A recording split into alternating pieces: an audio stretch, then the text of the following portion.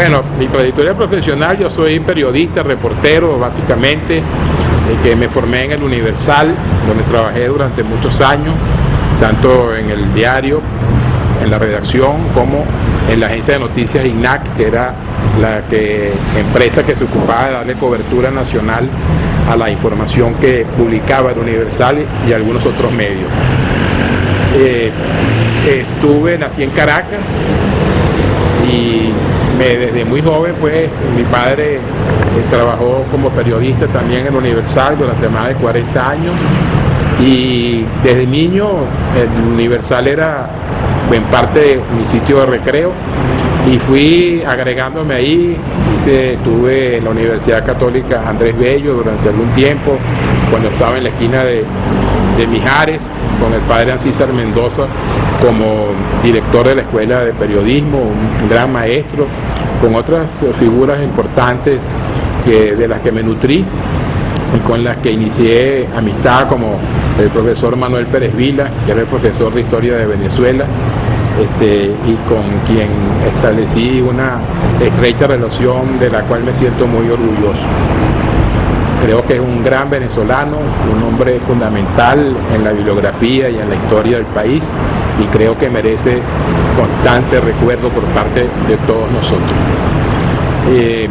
Después tuve oportunidad de estar algún tiempo en el exterior, colaborar en la Dirección de Fronteras del Ministerio de Relaciones Exteriores, lo cual me dio durante el tiempo que estuve ahí, al lado del doctor Román Rojas Cabot, la posibilidad de conocer prácticamente toda la geografía y sobre todo las zonas fronterizas de Venezuela, desde La Guajira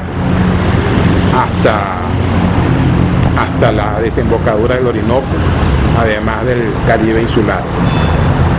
Me he dedicado, después de haberme retirado de Universal, en parte a esta obra que es, en fin de cuentas, la Fundación Museo del Transporte, que es la madre del Museo del Transporte, que luego de la muerte de mi padre en 1989 le dieron su nombre, Guillermo José Scher. Y desde esta posición me he ocupado más de lleno que anteriormente a la investigación y a la producción de textos, a la ordenación, a la búsqueda y ordenación de información relacionada con los medios de transporte en Venezuela. De esa manera le damos, a través de publicaciones y a través de medios como este o de facilidades como esta, una proyección a lo que es el museo, más allá del espacio que ocupa aquí en la avenida Francisco de Miranda, al lado del antiguo Parque del Este, hoy Parque Generalísimo Francisco de Miranda, donde existe desde el año 1970, o sea que va a cumplir, si Dios quiere, en octubre de este año, 2014, 44 años de su fundación, el museo, y de su actividad permanente.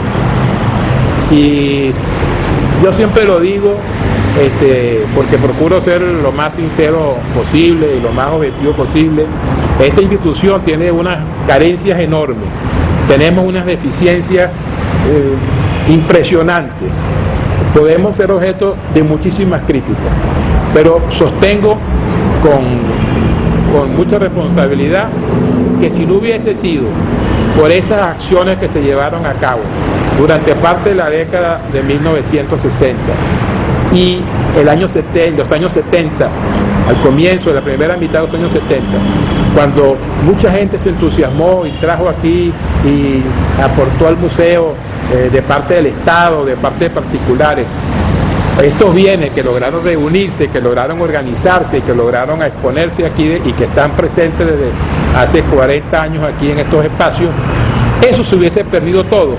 Y de esa memoria viva, que está representada por estos objetos tangibles, ¿verdad?, que forman parte de un museo que la gente que lo puede tocar, que puede tener un contacto visual permanente, que está abierto a todos los venezolanos y que es de todos los venezolanos, porque este es un patrimonio que no es de nadie, sino es de todos los venezolanos, que lo gestiona la Fundación Museo del Transporte que fue creada con un patrimonio propio, con una personalidad jurídica propia y que utiliza desde entonces un terreno que fue cedido por el Estado para que el museo funcione y cumpla el cometido que tiene, que es exhibir de forma permanente y para todos estas piezas que, de lo contrario, de no haber sido traídas, rescatadas y traídas aquí y ordenadas más o menos como están, esas piezas se hubiesen perdido como se ha perdido todo lo demás.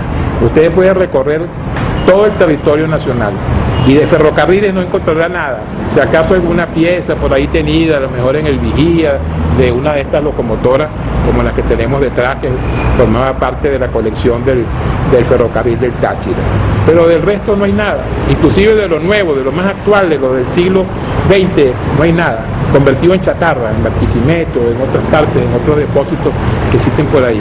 El patrimonio está conformado, si queremos vamos a hacerlo por los automóviles, que generalmente es lo que la gente piensa, cuando la gente habla del Museo del Transporte piensa en el automóvil, pero aquí hay colecciones de automóviles que ya digo que están, ya les dije que están representadas por unas 100 unidades, un centenar de unidades, desde automóviles hasta camiones, motocicletas, etcétera.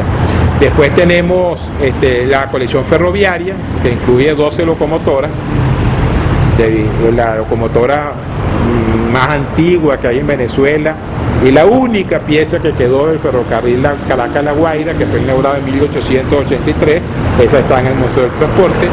Tenemos algunas piezas del ferrocarril del Táchira, tenemos algunas piezas del Gran Ferrocarril de Venezuela. Tenemos colecciones de documentos relacionados con esto, que es también lo que no está a la vista. Tenemos una biblioteca, tenemos una colección de libros que aborda parte de las temáticas relacionadas con los asuntos que son propios del museo. Tenemos una colección de aviones que incluyen algunas piezas interesantes, como por ejemplo en estos días celebramos o recordamos, no celebramos sino que recordamos, y alrededor de un avión Douglas DC-3 que vino a Venezuela en 1946 y que había intervenido en las operaciones del desembarco del día D, el 6 de junio de 1944 en las playas Normandía. Alrededor de eso pues hicimos un recordatorio a todas las víctimas de la guerra, aquellas que perdieron la vida, que dieron su vida en uno u otro frente, y también a las personas que de forma directa o indirecta sufrieron lo que significa la guerra, la violencia, la muerte, la destrucción. Tenemos algunas colecciones de maquetas, una colección muy importante que recoge o que permite acercarse visualmente a lo que fue la Caracas, la última etapa de la Caracas de los techos rojos, una colección realizada por el arquitecto Ruth Neumann y sus padres, que es una preciosidad, una joya. Tenemos algunas piezas relacionadas con la marina, tenemos un salón de modelismo estático relacionado con la aviación, tenemos una gran maqueta del ferrocarril Caracas-La Guaira, hecha por un grupo, una asociación privada de modelistas ferroviarios. Bueno, y tenemos objetos diversos que también llaman la atención y que complementan un poco los atractivos que tiene el museo. Tenemos una colección quizá única, no sé, probablemente de tractores agrícolas, que es un área de contacto sobre todo de los niños que visitan al museo. Son prácticamente indestructibles, creemos nosotros. de tarde en tarde hay que repintarlos. Tenemos una colección de autobuses, tenemos algunas piezas que son representativas de la evolución del transporte colectivo en Caracas, tenemos una maqueta del tranvía, tenemos algunas maquetas de ferrocarriles, de ferrocarriles también, tenemos maquetas de autobuses para ir señalando pues las características del transporte colectivo, etcétera. De manera pues que ofrecemos una diversidad de colecciones, no son solamente automóviles, que parece como lo emblemático, lo que más representa el museo. Cuando a alguien le digo, mira, vamos a hacer un afiche, vamos a hacer un cartel, la gente pone un automóvil. Un tríptico, la gente pone un automóvil. Y esto es más que automóvil. dejaron aquí sembrados tesoros en estas haciendas que están por aquí, porque está el camino para salir y algunos murieron en el camino, etcétera, etcétera. Y por eso pues hay una leyenda, algunos dicen que han visto aquí que salen unas mujeres y unas cosas de noche. Eso es parte de los encantos ocultos del Museo del Transporte para los que gustan de esa... Un agregado. Un agregado. Aquí hay una historia, por ejemplo, que dice que en algunas horas del día, así cuando no hay nadie aparentemente, o muy pocas personas, y que escuchan que se caen como una cantidad de repuestos, así como que si se rompiera una bolsa con repuestos y con suenan llaves, allá con llaves y cosas, y suenan allá en el salón del automóvil. Esa persona está por ahí, el que quiera puede venir a entrevistar y preguntar. Se inauguró el museo el 12 de octubre de 1970. Desde entonces para acá el museo ha estado abierto al servicio del público y debido a la gente, al colectivo, a los venezolanos todos. Aprovecha de los espacios abiertos, porque este es un museo que tiene una característica, que no es el ideal para un museo, no es el ideal. Aquí, como les dije antes, fueron unos galpones que fueron remodelados y adaptados para la presentación de estas colecciones. Eran unos galpones que eran unos talleres mecánicos. Eso cambió. Se adaptaron a esa condición pues de espacio de sala de museo, y no es lo óptimo. Hay muchas cosas que están también abiertas, un poco semi a la intemperie, como ustedes lo están viendo acá, y eso no es bueno, no es el ideal, pero es lo que hay. Y dentro de esas condiciones hacemos lo posible para después el museo con el tiempo desarrolló con el consorcio Fonviene y hoy día la Fundación Fonviene estos espacios en el área norte, donde hay una rotonda de cristal que está aquí, donde se presentan espectáculos los domingos patrocinados por la Fundación Fonviene y otras instituciones que colaboran con esto. O sea, que cumple otro rol también. Que cumple un rol, que es el rol de ofrecer música, de ofrecer unos espacios donde se realizan algunas otras actividades. Eso está bajo la gestión directa de la Fundación Fonviene, que es una de las organizaciones que comparte con nosotros este compromiso de mantener el museo, de mantener las colecciones y de ofrecer este servicio público. Y como fuente de ingresos para el museo, para cubrir sus necesidades, no tenemos ningún respaldo, no tenemos ninguna contribución directa por parte del Estado en material, en recursos, en transferencia de dinero.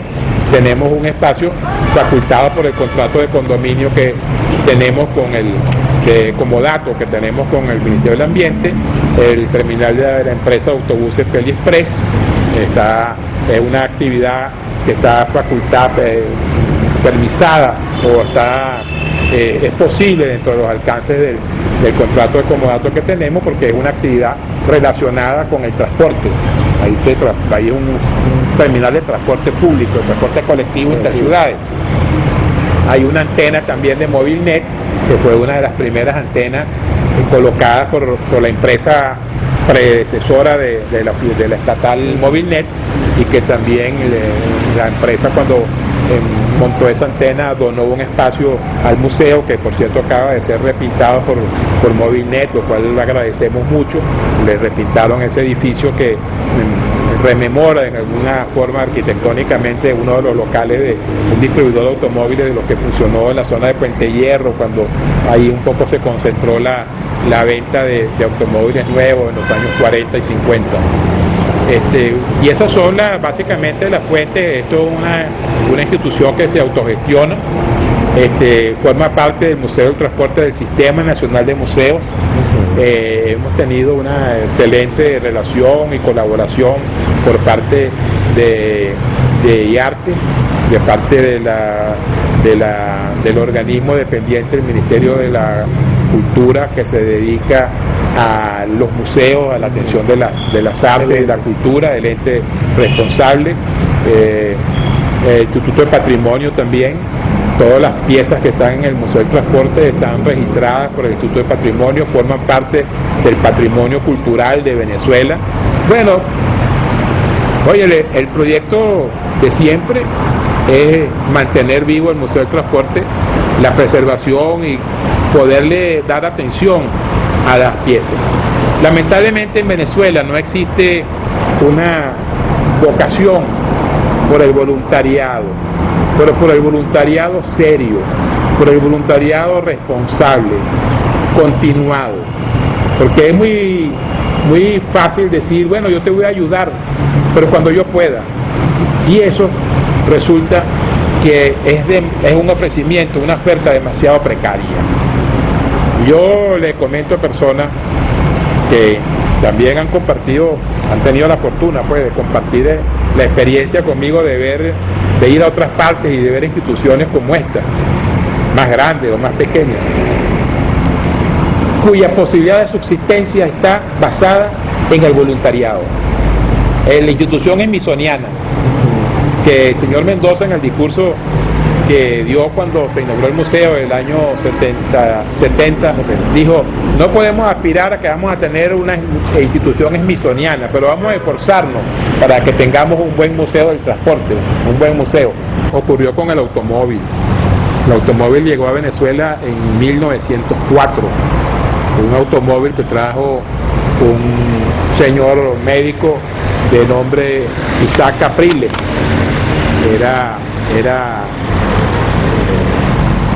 Era casado con una hija del general Joaquín Crespo, y él trajo en 1904 el primer automóvil de que se tiene referencia en Venezuela, un automóvil marca Cadillac, que bueno, en abril de ese año fue la sensación en la ciudad. Antes había llegado el ferrocarril. Venezuela fue un objetivo en el pensamiento de los inventores de la locomotora allá en Inglaterra y del ferrocarril sobre rieles, que hicieron contacto con nuestro país en el año 1827 y trajeron la idea de que podía desarrollarse el ferrocarril en el país, establecer una línea ferroviaria en el país. Ese era el primer sistema. Y no se concretó nada, pero trajeron la idea y hicieron una propuesta para que se construyera un ferrocarril o se tendiera un camino de rieles entre La Guaira y Puerto Cabello, que uniera esos dos grandes polos del comercio, punto de contacto con el movimiento marítimo, tanto internacional como de cabotaje. Ellos hablaron con las autoridades, altas autoridades nacionales, presentaron proyectos. Andrés Bello estuvo involucrado en la traducción de algunos de los documentos referidos a eso. En la Biblioteca Nacional, por cierto, al cuidado de Felipe Saldivia y sus amigos, existe una muy rica documentación relacionada con esa presencia de estos ciudadanos ingleses aquí en Venezuela, británicos en Venezuela, y las gestiones que ellos iniciaron. Pero sería pues mucho más adelante, porque esas ideas no prosperaron, que se comenzaría a construir y se haría el primer experimento con un ferrocarril en Venezuela.